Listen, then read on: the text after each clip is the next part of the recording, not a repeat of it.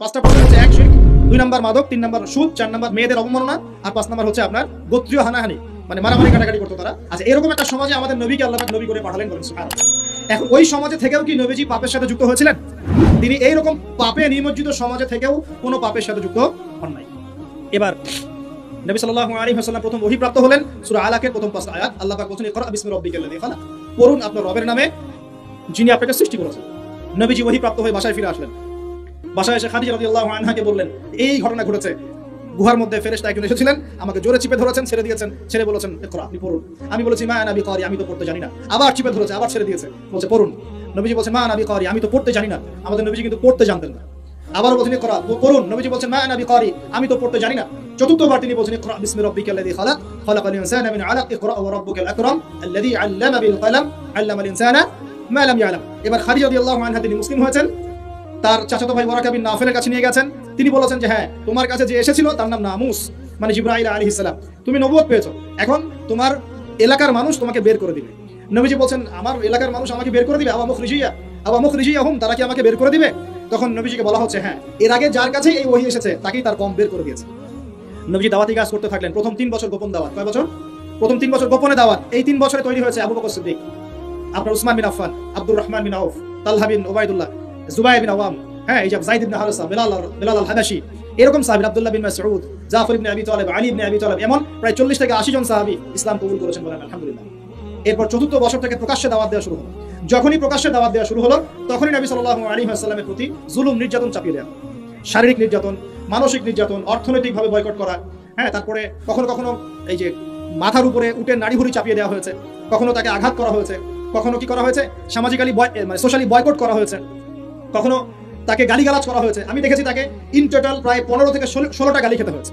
আমাদের নবীজিকে, যার সামনেও কোনো গোনা নাই, পিছনে কোনো গোনা নাই, এই ব্যক্তিকে জীবনে প্রায় 15 থেকে 16টা গালি খেতে হয়েছে।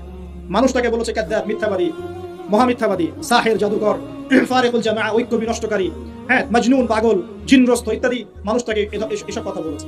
আমাদের নবীজিকে মানুষ এই কথা বলেছে। এখন আমাদের সমাজে একটা প্রচলন ঘটেছে, সে খারাপ না হলে কি মানুষ এমনি এমনি খারাপ বলে? এরকম আছে না? খারাপ না হলে কি এমনি জুলুম আসে? এরকম বিশ্বাস আমাদের মধ্যে আছে। আমাদের নবীজিকে হকের উপর থাকার পরেও জীবনে প্রায় 15 থেকে 16টা গালি খেতে হয়েছে। তারপরে আমি স্টাডি করে দেখেছি, তাকে জীবনে প্রায় 14 থেকে 15 বার মানুষ হত্যা করার চেষ্টা করছে। কতবার? 14 থেকে 15 বার। এমনকি মক্কা বিজয়ের দিন যখন তিনি কাবা ঘর তাওয়াফ করছিলেন, ওই সময় একজন ব্যক্তি ভিতরে ছুরি নিয়ে এসে তাকে মারার চেষ্টা করছে। কি বলবেন? এখন নবী সাল্লাল্লাহু আলাইহি ওয়াসাল্লামের চেয়ে ভদ্র কোনো মানুষ আছে? নম্র হিতাকাঙ্ক্ষী কোনো মানুষ আছে? উত্তম চরিত্রের কেউ আছে? তাহলে তার জীবনে এমন কেন হয়?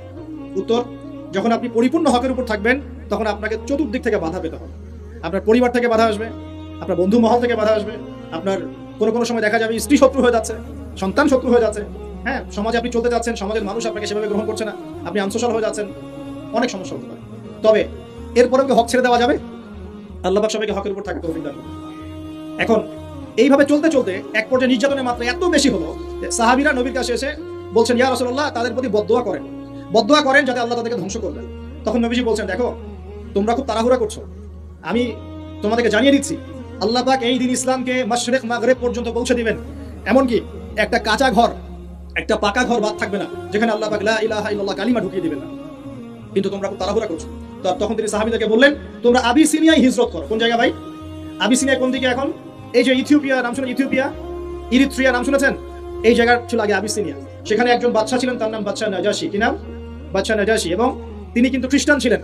এই সমকামীদের মতো খ্রিস্টান ছিলেন না, যারা ঈসা আলাইহিস সালামকে আল্লাহর সন্তান বলে, এইরকম খ্রিস্টান ছিলেন না।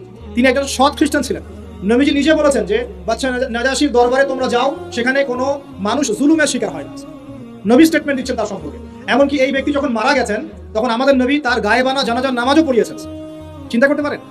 ওইখানে জাফর রাদিয়াল্লাহু আনহু সাহাবীদেরকে নিয়ে হিজরত করেছেন এবং তারা সেখানে থাকতে লাগলেন, তাদের কোনো ক্ষতি হয়নি। এরপর নবী সাল্লাল্লাহু আলাইহি ওয়াসাল্লাম তায়েফে গিয়েছেন। কোথায়? তায়েফে 3 জন বড় বড় গোত্র নেতা ছিল। কয়জন ভাই? এগুলো শিখে নেন ক্লাসের মতো। একজনের নাম ছিল আব্দে ইয়ালাইল। কি নাম? আব্দে ইয়ালাইল। একজন আব্দে মাসউদ, আর একজনের নাম হচ্ছে হাবিব বিন আমর। এই 3 জন বড় বড় গোত্র নেতা ছিল। থাকে না কমিটির নেতা বড় বড়, এরকম 3টা নেতা। এরা যদি ইসলাম কবুল করতো, তাহলে তায়েফবাসী সবার সাপোর্ট নবীজি পেতেন। কিন্তু এই 3 জনের কেউ ইসলাম কবুল করে নাই, বরং তায়েফবাসীদের মধ্যে ছোট ছোট যুবকদেরকে লেলিয়ে দেওয়া হয়েছে নবীজিকে মারার জন্য। তারা নির্মমভাবে আমাদের নবীকে আঘাত করেছে, পাথর দিয়ে আঘাত করেছে, এবং দাড়ি মাথা ফেটে এই দিক দিয়ে রক্ত পড়তে পড়তে পায়ের জুতা পর্যন্ত আটকে গিয়েছিল। আমাদের নবী ইসলাম এমনি এমনি আসে নাই। আমরা তো ফ্রি ইসলাম পেয়েছি, বুঝতে পারিনি ইসলাম কেমনি আসছে। যদি বুঝতাম, সাহাবীরা তো দেখেছেন ইসলাম কিভাবে এসেছে, এই কারণে জীবন দিয়ে দিলেও ইসলাম থেকে সরতেন না। আমরা তো আসলে বুঝতে পারছি না ইসলাম কত কষ্ট করে এখানে আসছে। এবার নবী সাল্লাল্লাহু আলাইহি ওয়াসাল্লাম একটা আঙ্গুর বাগানে বসে একটা দোয়া করেছিলেন আল্লাহর কাছে, এটাকে মাজলুমের দোয়া বলা হয়। ওই সময় জিবরাইল আলাইহিস সালাম এবং পাহাড় পর্বতের ফেরেশতা এসেছিলেন, এসে বলেছিলেন, ইয়া রাসূলুল্লাহ, খালি একবার বলেন তাহলে এই তায়েফবাসীকে দুই পাহাড়ের মাঝখানে ফেলে পিষে দিব। নবীজি বলছেন, বাল আরজু, বরং আমি আশা করি, বরং আমি এটা আশা করি, আইয়ুখরিজাল্লাহু মিন আসলাবিহিম কওমান, আল্লাহ পাক তাদের ঔরস থেকে এমন সম্প্রদায় নিয়ে আসুন, আল্লাযীনা ইয়াবুদুনাল্লাহ, যারা আল্লাহর ইবাদত করবে, ওয়ালা ইউশরিকুনা বিহি শাইআ, এবং তারা আল্লাহর সাথে কাউকে শরীক করবে। আমাদের নবী বদদোয়া না করে উল্টো দোয়া করলেন। এই তায়েফে এখন আপনারা গিয়ে ঘুরে আসছেন না, অনেকে গেছেন হজ করতে, ওমরা করতে, ঘুরে আসছেন, ওই তায়েফ ছিল জায়গা। এই তায়েফবাসী প্রথমে ইসলাম কবুল করে নাই, এরপরে নবী সাল্লাল্লাহু আলাইহি ওয়াসাল্লাম কোন রকমে মক্কা এসেছেন। আসার পরে তার যে দুইজন আশ্রয়স্থল, কয়জন ভাই? একজন হচ্ছে চাচা আবু তালেব, নাম মনে আছে? সবাই নবীজির এগেইনস্টে চলে, আবু তালেব তাকে প্রোটেক্ট করেন। মনে করেন যে আমাদের এলাকায় একজন এমপি সাহেব আছেন বা মেম্বার বা চেয়ারম্যান সাহেব আছেন, যিনি সবাই ইসলামের বিরোধী হলেও তিনি ইসলামের পক্ষের মানুষ। তখন ইসলামপন্থীরা সুবিধা পাবে না? একটু হলেও সুবিধা পাবে কিনা, একটু সাপোর্ট পাবে কিনা? চাচা আবু তালেব ছিলেন এমন মানুষ, সমাজের সবাই রাসূল সাল্লাল্লাহু আলাইহি ওয়াসাল্লামকে ভালো মন্দ বলছে, আবু জেহেল, আবু লাহাব, উতবা, সাইবা, এরা সবাই ভালো মন্দ বলছে, খারাপ বলছে এবং তার বিরুদ্ধে চক্রান্ত করছে, কিন্তু আবু তালেব তাকে সাহায্য করছে। এই আবু তালেব ইন্তেকাল করলেন, ইন্না লিল্লাহি ওয়া ইন্না ইলাইহি রাজিউন। ঠিক আবু তালেব ইন্তেকাল করার 3 দিন বা 7 দিনের মধ্যেই নবী সাল্লাল্লাহু আলাইহি ওয়াসাল্লাম প্রিয়তম স্ত্রী, ওই যে খাদিজা রাদিয়াল্লাহু আনহা, যিনি তার ভালোবাসা, যার প্রেম, যার মমতা, যার স্নেহ, সম্পদ সব দিয়ে নবী সাল্লাল্লাহু আলাইহি ওয়াসাল্লামকে সাপোর্ট দিয়েছেন, উনিও ইন্তেকাল করলেন, ইন্না লিল্লাহি ওয়া ইন্না ইলাইহি রাজিউন। মাত্র 3 দিন বা 7 দিনের ব্যবধানে। চিন্তা করেন তো সিচুয়েশনটা কেমন হতে পারে, কেমন লাগতে পারে তখন? একে তো সামাজিক চাপ, অর্থনৈতিক চাপ, এই কাফের মুশরিকদের চাপ, তার মধ্যে মক্কায় কোনো রকম আসলাম, তায়েফ থেকে কেবল আসা হয়েছে। আসার পরেই এই ঘটনাগুলো ঘটে গেল, প্রিয়তম স্ত্রীও চলে গেলেন, আবু তালেবও চলে গেলেন। আমাদের মতো কোনো যুবক হলো তো আত্মহত্যা করে ফেলতো। এই যুব সমাজ 80 না পাইলে ম্যাথে আত্মহত্যা করে। তোমরা শিখো নবী সাল্লাল্লাহু আলাইহি ওয়াসাল্লামের মানসিক ক্ষমতা কত বেশি ছিল, তার মানসিক স্ট্রেংথ কত কত কত ডেপথ ছিল, তার মাথার মধ্যে মানসিক ক্ষমতা কত বেশি ছিল। তিনি চ্যালেঞ্জ ফেস করতে পারতেন, শক্ত মানুষ ছিলেন, হাতটা ছিল নরম তুলতুলা, নবীজির হাত ছিল নরম তুলতুলা, একদম নরম। সাহাবীরা বলেছেন মুসাফা করলে মনে হতো একদম রেশমের মতো তুলতুলা নরম হাত, কিন্তু সেই হাতে যখন তিনি তরোয়াল ধরতেন শক্ত হয়ে যেত। কথা বুঝতে পারছেন না? নরম হাতের অধিকারী, কিন্তু ভিতরের কলব ইমান একদম চট্টানের মতো, পাহাড়ের মতো শক্ত, মানসিক ক্ষমতা পাহাড়ের মতো শক্ত। তো তিনি কি ভেঙে পড়লেন? কিন্তু মনে একটু কষ্ট পেয়েছেন, এর জন্য এই বছরটার নাম হচ্ছে আমুল হুজন। কি নাম ভাই? আমুল হুজন, মানে কষ্টের বছর। ঠিক এই সময় এই জন্য বেশি কষ্ট পেয়েছেন, মনে কষ্ট পেয়েছেন, তার আশ্রয়স্থলগুলো একটা একটা করে শেষ হয়ে গেল, তিনি এখন মনে কষ্ট ভুগছেন। ঠিক এই সময় আল্লাহ রাব্বুল আলামিন কি করলেন এখন শুনুন। এখান থেকে আমরা আস্তে আস্তে আলোচনা শেষের দিকে যাবো, খুব মনোযোগ দিবেন। নবী সাল্লাল্লাহু আলাইহি ওয়াসাল্লাম এশার নামাজ পড়েছেন। কিসের নামাজ? এশার নামাজ পড়ে কাবা ঘরের পাশে হাতিম আছে, কাবার হাতিম, হাতিমের উপর তিনি শুয়ে আছেন, ডান কাত হয়ে, ডান কাতে শোয়া সুন্নাত, ডান কাতে শুয়ে আছেন। তন্দ্রা ভাব, পরিপূর্ণ ঘুম আসে নাই। নবীদের কিন্তু ঘুম নাই, নবীদের ঘুমটাও কিন্তু, নবীদের ঘুমের মধ্যে যা আসে আল্লাহর পক্ষ থেকে সেটা ওহী। নবীদের দেহ ঘুমায়, অন্তর কিন্তু ঘুমায় না, মনে রাখবেন। নবীদের কি ঘুমায় না? কলব, অন্তর কিন্তু ঘুমায় না, মনে রাখবেন। এবার তিনি শুয়ে আছেন, হঠাৎ দুইজন ফেরেশতা আসলেন। কয়জন ভাই? একজন জিবরাইল আলাইহিস সালাম, একজন মিকাইল আলাইহিস সালাম। এসে নবী সাল্লাল্লাহু আলাইহি ওয়াসাল্লামকে আস্তে করে জাগিয়ে দিলেন। জাগিয়ে নবী সাল্লাল্লাহু আলাইহি ওয়াসাল্লামকে হাত ধরে নিয়ে যাচ্ছেন কোথায়? পাশে জমজম কূপের পাশে। পাশে জমজম কূপ আছে, দেখেছিলেন না? যারা হজ উমরা করে আসছেন হয়তো দেখতে পারবেন। এই জামজাম আগের মতো তো আর নাই, একটা আইডিয়া পাবেন নাকি। জামজাম কূপের পাশে নিয়ে গিয়ে নবী সাল্লাল্লাহু আলাইহি ওয়াসাল্লামকে আবার আস্তে করে শুয়ে দেওয়া। এই যে পুরো ঘটনাগুলো ঘটে যাচ্ছে না, এগুলো কিন্তু মুহূর্তে ঘটে যাচ্ছে। মানে পুরো বিশাল ঘটনা ঘটে যাওয়ার পর দেখা যাবে ওই অজুর পানি কেবল গড়িয়ে গড়িয়ে যাচ্ছে, এখনো শেষ হয়নি। মানে সময়কে নিয়ন্ত্রণ করে পৃথিবীর সময়ের ফ্রেম আর আল্লাহ পাকের টাইম ফ্রেম এক নয়। আল্লাহ পাকের টাইম ফ্রেম টোটালি ডিফারেন্ট, আমাদের টাইম ফ্রেম আলাদা, মনে থাকবে। এখানে কিন্তু অনেক নাস্তিক অনেক প্রশ্ন করতে পারে। এবার শুয়ে দেওয়ার পর নবী সাল্লাল্লাহু আলাইহি ওয়াসাল্লামের বুকটাকে একদম এই গলার নিচ থেকে নিয়ে যেখানে লোম উঠে নাভি, এই নাভি পর্যন্ত চিরে দেওয়া হয়েছে জীবিত অবস্থাতেই। এবার তার হার্ট, কলিজাটাকে বের করা হয়েছে। এই প্রথম ওপেন হার্ট সার্জারি নাম শুনেছেন কিনা? যে ওপেন হার্ট সার্জারি হচ্ছে। এবার এই কলিজাটাকে প্রথমে জমজমের পানি দিয়ে ধোয়া হয়েছে। কিসের পানি? জমজমের পানির মধ্যে শেফা আছে। যাদের অসুস্থতা আছে জমজমের পানিতে সূরা ফাতিহা ফু দিয়ে খাবেন, ইনশাআল্লাহ শেফা হয়ে যাবে, ইনশাআল্লাহ শেফা হবে। জমজমের পানিতে ধোয়ার পরে এর এই কলবটাকে, কলিজাটাকে ঈমান এবং হিকমতে পূর্ণ একটা পেয়ালা দিয়ে ধুয়ে দেওয়া হয়েছে। একটা পেয়ালার মধ্যে ঈমান নিয়ে আসা হয়েছিল এবং হিকমা, প্রজ্ঞা নিয়ে আসা হয়েছে।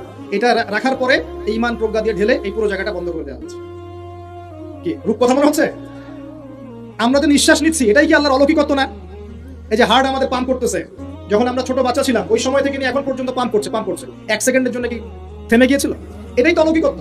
যে আল্লাহ আমাদেরকে বাঁচায় রাখতে পারেন, সে আল্লাহর পক্ষে এগুলো করা কি অসম্ভব কিছু? আচ্ছা, এবার নবী সাল্লাল্লাহু আলাইহি ওয়াসাল্লামকে একটা বাহনের মধ্যে উঠানো হচ্ছে। বাহনটার নাম বোরাক। কি নাম? বোরাক। এবার বাহনটা হচ্ছে গাধার চেয়ে একটু বড়, খচ্চরের চেয়ে একটু ছোট এবং একটু লম্বা দেহের, সাদা রঙের। কি রঙের? এবার নবীজি এখানে উঠতে যাচ্ছেন, বাহনটা একটু ফাপড় নিল, একটু ভাব দেখালো আর কি। ভাব দেখানো বোঝেন কিনা? ওই যে আপনার গার্লফ্রেন্ড আপনার সাথে যা দেখায় আর কি। আছে তো গার্লফ্রেন্ড? না ভাই, আলহামদুলিল্লাহ। তাহলে স্ত্রী তো দেখায়, স্ত্রী ভাব দেখালে সবর করতে হবে। কি করতে হবে? স্ত্রী ভাব দেখালে সবর করতে হবে, চুপ থাকতে হবে। এগুলো টিপস শেখেন, নাহলে বড় সমস্যা হতে পারে। স্ত্রী ভাব দেখাতে পারে, তখন সবর করতে হবে, চুপ থাকতে হবে। পরে দেখবেন ভাব নিজেই আবার ঠান্ডা হয়ে গেছে, ঠিক আছে? আর নিজে গরম হয়ে গেলে সমস্যা। আপনি গরম হয়ে গেলে পুরো একদম তরকারি পুরো যাবে গেল। কথা বুঝতে পারছেন? আল্লাহ বোঝার তৌফিক দান করুন। বোরাকটা ভাব নিচ্ছে আর কি। এখন বোরাককে জিবরাইল আলাইহিস সালাম বলছেন, এই শোনো, তোমাকে সৃষ্টি করার পর থেকে, ভালো করে শুনেন, তোমাকে সৃষ্টি করার পর থেকে মুহাম্মদ সাল্লাল্লাহু আলাইহি ওয়াসাল্লামের চেয়ে শ্রেষ্ঠ কোনো মানুষ তোমার গায়ে পা দেয় নাই। বলেন আল্লাহু আকবার। বলেন আল্লাহুম্মা সাল্লি আলা মুহাম্মদ, আল্লাহুম্মা বারিক আলা মুহাম্মদ। তোমাকে সৃষ্টি করার পর থেকে মুহাম্মাদের চেয়ে সাল্লাল্লাহু আলাইহি ওয়াসাল্লাম শ্রেষ্ঠ কোনো মানুষ তোমার পিছে ওঠে নাই। সুবহান।